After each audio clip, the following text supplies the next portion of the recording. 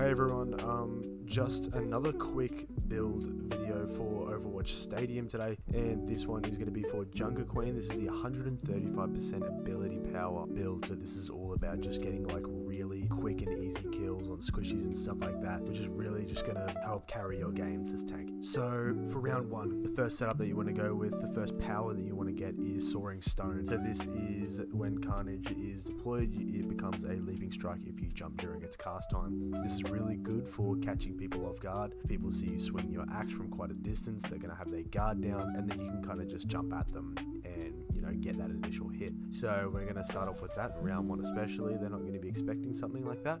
And for this build overall, a common theme you'll see is that we're just going straight for ability power. So we're going to start with the power playbook, Shady Spectacles, so we got the ability Lifesteal. And in terms of survival, you can go for anything like field rations, or you can go for first aid kit. First aid kit reduces the time before your life begins regenerating by 33%, and this one you get 8 life on the point every 1 second. So you can choose between these two, which one you feel works best for you, but this is the round one build. Now for round two, and before I keep going, I just wanted to give a big shout out to Abstract, as this is where I've gotten the inspiration from this build from.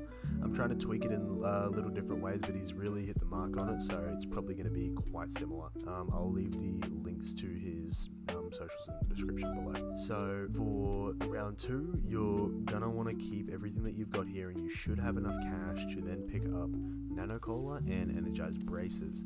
So this is going to bring your build cost to about 13,000. This is going to bring your ability power to 40% overall on the build already, and this is just round two. And then for round three, the next power that you want to choose is Chop Chop, which gives you an additional charge to your axe, and its cooldown reduction per hit is reduced to 1 second.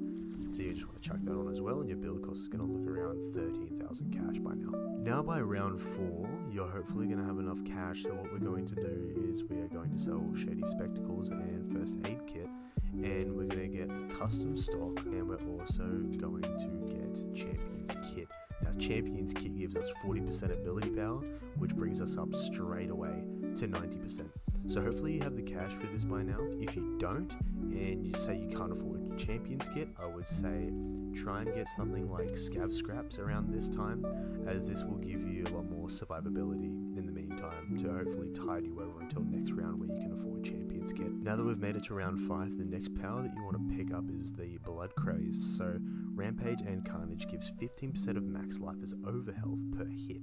So once again, this is going to help keep you alive during those big fights, especially when you pop your ult. So what we're going to do now is, hopefully by now you can afford Champion's Kit. This is what we should be running by now: Nano Cola, Energized Braces, Power Playbook, Custom Stock, and Champion's Kit. The next thing that I recommend you get once you get enough cash is Booming Voice.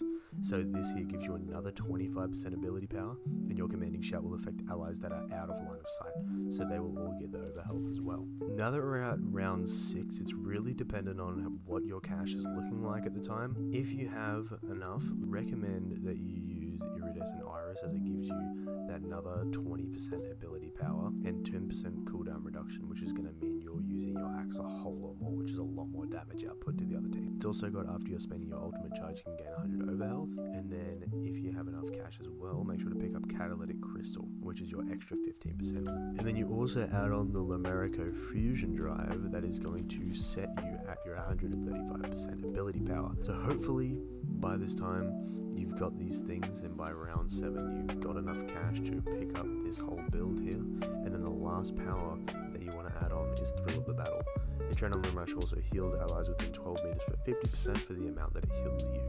So very good for obviously team fights and keeping yourself alive majority of the time. That's that short little Jungle Queen build. If I missed anything, let me know.